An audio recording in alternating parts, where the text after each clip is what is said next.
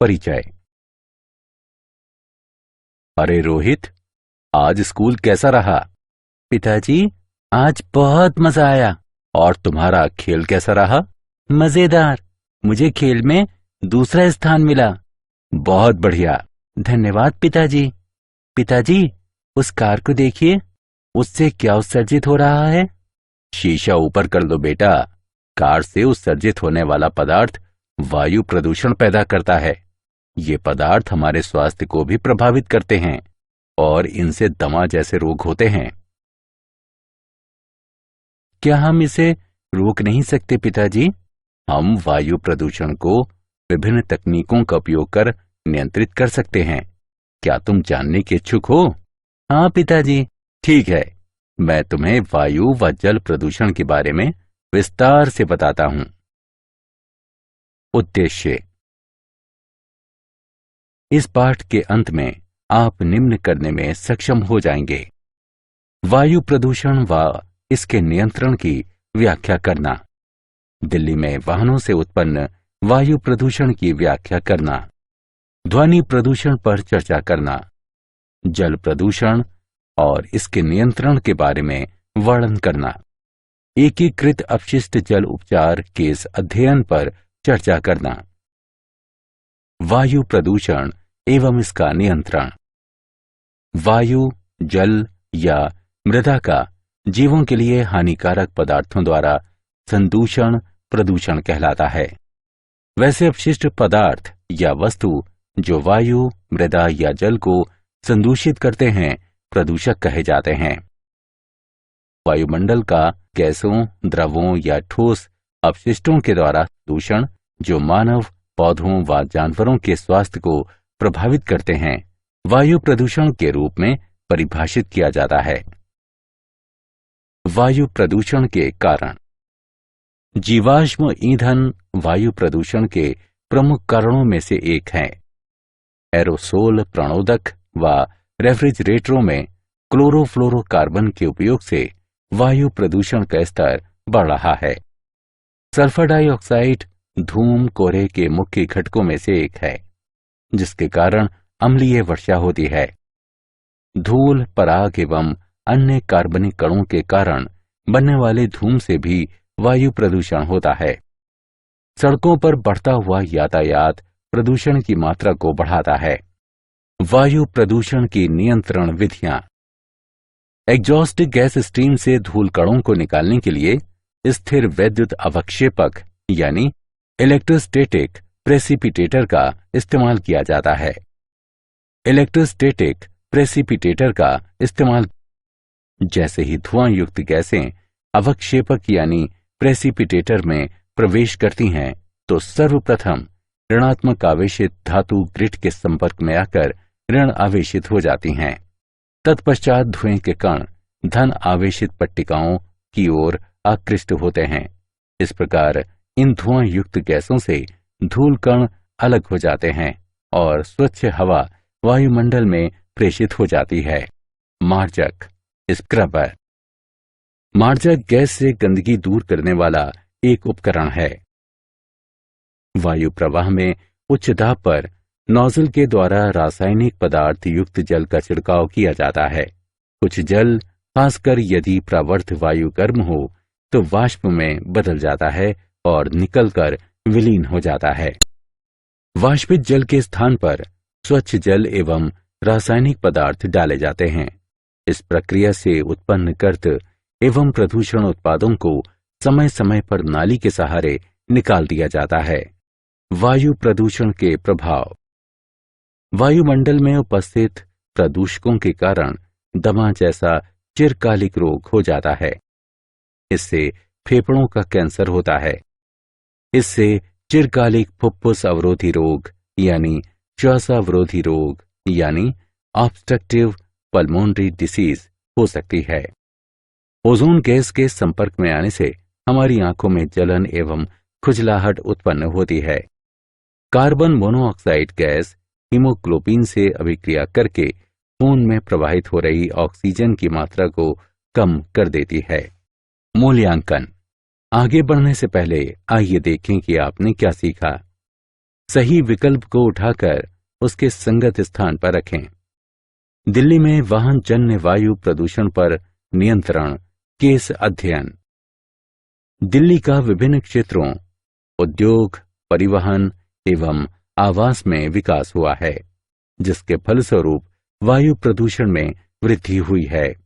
इससे स्वास्थ्य के खतरों में वृद्धि होती है, जो श्वास रोगों में हुई वृद्धि में स्पष्ट दिखाई देते हैं। पिछले 8 वर्षों में दिल्ली में वायु प्रदूषण के स्तर में 5 गुना वृद्धि हुई है। रिपोर्ट के अनुसार दिल्ली में रहने वाले लोग सांस के साथ जहर ले रहे हैं। दिल्ली की हवाओं में लटकते अंतःश्वसनीय विविक्त पदार्थ रेस्पिरेबल सस्पेंडेड पार्टिकुलेट मैटर यानी RSPM की मात्रा लगभग 250 माइक्रोग्राम प्रति घन मीटर है, जो सामान्य से 4 गुना अधिक है। वहीं नाइट्रोजन ऑक्साइड की मात्रा 50 से 55 माइक्रोग्राम प्रति घन मीटर है, जो कि 40 माइक्रोग्राम प्रति घन मीटर की निर्धारित मात्रा से कहीं अधिक है। इन प्रदूषकों के कारण श्वासावरोध, दमा, फेफड़ों में संक्रमण एवं जन्मजात विकृति जैसे रोग उत्पन्न हो रहे हैं। वायु प्रदूषण निरोध एवं नियंत्रण अधिनियम 1981। वायु प्रदूषण निरोध एवं नियंत्रण अधिनियम सन 1981 में संसद द्वारा पारित किया गया, जिसका मुख्य उद्देश्य वायु प्रदूषण की रोकथाम, नियंत्रण एवं उपशमन है। वायु प्रदूषण निरोध एवं नियंत्रण अधिनियम के मुख्य प्रावधान इस प्रकार हैं। किसी भी वायु प्रदूषण नियंत्रण क्षेत्र में औद्योगिक संयंत्र चलाने वाला कोई भी व्यक्ति राज्य बोर्ड द्वारा निर्धारित मापदंडों की सीमा से अधिक वायु प्रदूषण के उत्सर्जन का निपटान नहीं करेगा, न ही उत्सर्जन करेगा और न ही निपटान की अनुमति देगा। राज्य बोर्ड भी वायु प्रदूषण करने से किसी भी व्यक्ति को रोकने के लिए अदालत का रुख कर सकते हैं। राज्य प्रदूषण नियंत्रण बोर्ड की अनुमति के बगैर कोई व्यक्ति किसी भी औद्योगिक संयंत्र की स्थापना नहीं कर सकता है।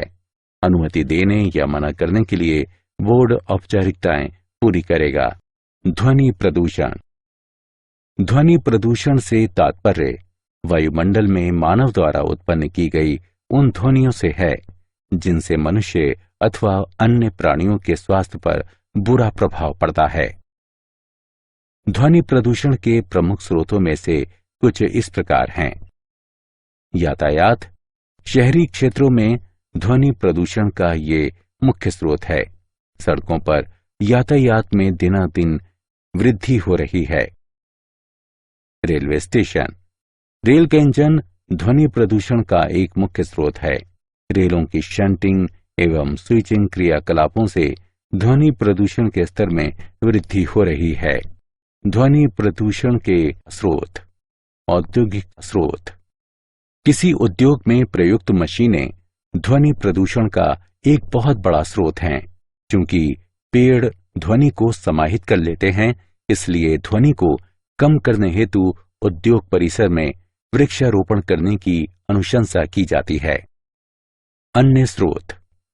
बॉयलर, कंप्रेसर, जनरेटर जैसे उपकरण भी कुछ हद तक ध्वनि प्रदूषण के कारक हैं।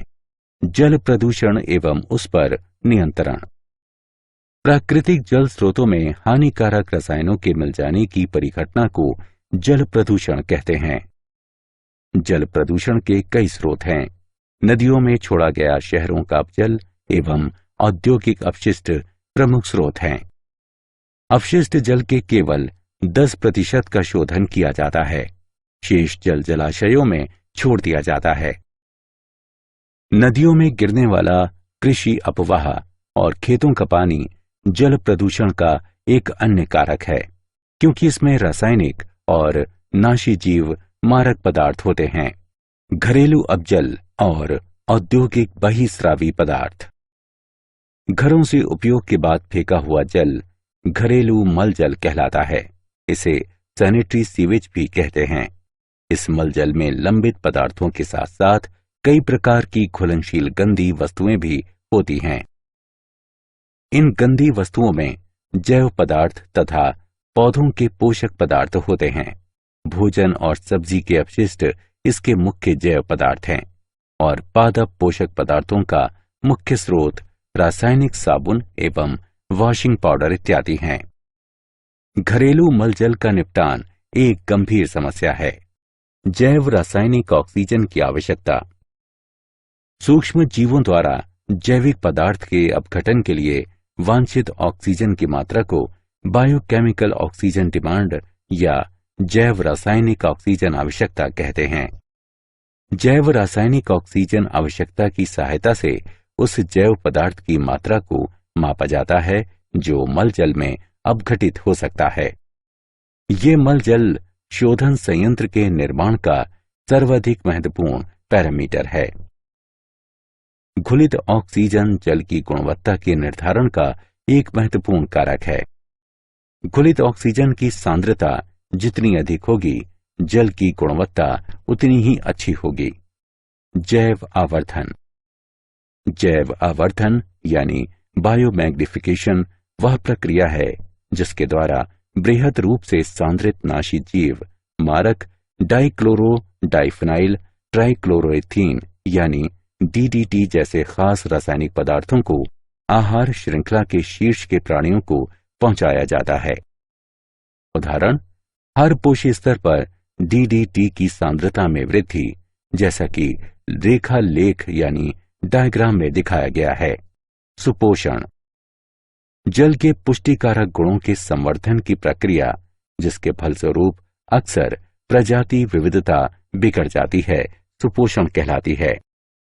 जलाशयों में अजैव यौगिकों के मिलने और जैव अपशिष्ट पदार्थों के अपघटन से जल की पौष्टिकता में वृद्धि होती है। इसके फलस्वरूप शैवाल, खासकर नीलाभ हरे शैवाल का विकास तेजी से होता है और ये जल की सतह को पूरी तरह से आच्छादित कर सकता है। शैवाल के इस विकास को शैवाल प्रस्फुटन कहा जाता है। शैवाल का ये प्रस्फुटन जल में अक्सर विषाक्त पदार्थ छोड़ता है और अन्य शैवाल के विकास को रोकता है। विषाक्तता या ऑक्सीजन की कमी से जलीय जीव मर भी सकते हैं। मूल्यांकन। आगे बढ़ने से पहले आइए देखें आपने क्या सीखा। सही विकल्प को उठाकर उसके संगत स्थान पर रखें। औद्योगिक बहिस्रावी पदार्थ। औद्योगिक बहिस्रावी पदार्थ औद्योगिक कार्यों के फलस्वरूप पैदा होने वाला अपजल है। औद्योगिक अपशिष्ट में जैव और अजैव दोनों पदार्थ होते हैं। जैव अपशिष्ट पदार्थों में नाशी जीवों के अवशेष, विलायक एवं साफ सफाई के तरल पदार्थ आते हैं। बहिस्रावी पदार्थों में अजैव अपशिष्ट पदार्थ हो सकते हैं, जैसे लवण जल और धातुएं। जल प्रदूषण के प्रभाव। प्रदूषित जल पीने, मनोरंजन, खेती और उद्योग के योग्य नहीं होता। ये झीलों और नदियों की सुंदरता को धूमिल करता है। संदूषित जल से जल जीवन का नाश होता है। उसके जीवों की प्रजनन क्षमता में कमी आती है। ये मानव स्वास्थ्य के लिए भी संकटप्रद है। एकीकृत अपशिष्ट जल उपचार केस अध्ययन। अपशिष्ट जल उपचार एकीकृत ढंग से किया जा सकता है। अपजल के शोधन से पर्यावरणीय प्रतिक्रियाएं होती हैं जो मानव कल्याण के लिए उचित नहीं है। अपजल शोधन के फलस्वरूप खेती के हरियाली वाले क्षेत्रों में सिंचाई, नगर के मनोरंजनार्थ बनी झीलों, गोल्फ के मैदानों आदि के लिए जरूरी पानी में कमी आती है। शब्द ह्यूमेन्योर का अर्थ मानव अपशिष्ट है, जिसका पुनर्चक्रण कृमि खाद निर्माण की विधियों से होता है और जिसका उपयोग बागवानी या खेती के कार्यों में किया जा सकता है।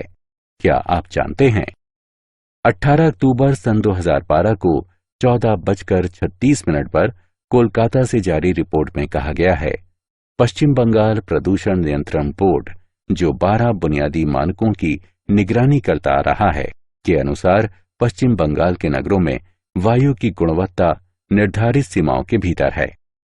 ये मानक अंतःश्वसनीय विविक्त पदार्थ यानी RPM, PM10, PM 2.5 nitrogen dioxide, ammonia, carbon dioxide, benzene, ozone, benzopyrene, arsenic, सीसा एवं निकल थे और इनका मापन श्याम बाजार, बेहाला, बैरकपुर और दुर्गापुर के 4 निगरानी केंद्रों पर होता है। सारांश। आइए हमने जो कुछ सीखा है उसे संक्षेप में दोहराएं। सजीव प्राणियों के लिए हानिकारक पदार्थों के कारण वायु, जल और मिट्टी के होने वाले संदूषण को प्रदूषण कहा जाता है। मानव स्वास्थ्य और पेड़ पौधों तथा पशुओं के स्वास्थ्य को प्रभावित करने वाले गैसीय, द्रव या ठोस अपशिष्ट के कारण वायुमंडल के होने वाले संदूषण को वायु प्रदूषण कहा जाता है। स्थिर वैद्युत यानी इलेक्ट्रोस्टैटिक अवक्षेपक और मार्जक का उपयोग वायु प्रदूषण पर नियंत्रण के लिए किया जाता है। वायु प्रदूषण की रोकथाम, नियंत्रण एवं न्यूनीकरण के उद्देश्य से संसद ने वर्ष 1981 में वायु प्रदूषण निरोध एवं नियंत्रण अधिनियम लागू किया। ध्वनि प्रदूषण का अर्थ वातावरण में मनुष्य द्वारा उत्पन्न ध्वनियों के कारण होने वाला प्रदूषण है, जिसका प्रभाव मानव एवं पशु स्वास्थ्य पर पड़ता है। प्राकृतिक जलाशयों में हानिकारक रासायनिक पदार्थों के मिलने से उत्पन्न प्रदूषण को जल प्रदूषण कहा जाता है। मुख्य स्रोत नगर अवजल और औद्योगिक कचरा हैं। अवजल के जैव पदार्थों को नष्ट करने हेतु सूक्ष्म जीवों के लिए आवश्यक ऑक्सीजन की मात्रा ऑक्सीजन की मांग कहलाती है। जैव आवर्धन यानी बायोमैग्निफिकेशन वह प्रक्रिया है जिसके द्वारा बृहद रूप से सांद्रित नाशी जीव मारक डाइक्लोरो डाइफिनाइल ट्राइक्लोरोएथीन यानी डीडीटी जैसे खास रासायनिक पदार्थों को आहार श्रृंखला के शीर्ष के प्राणियों को पहुंचाया जाता है। जल की पोषण शक्ति के संवर्धन की प्रक्रिया, जिससे अक्सर प्रजाति विविधता बिगड़ती है, सुपोषण कहलाती है।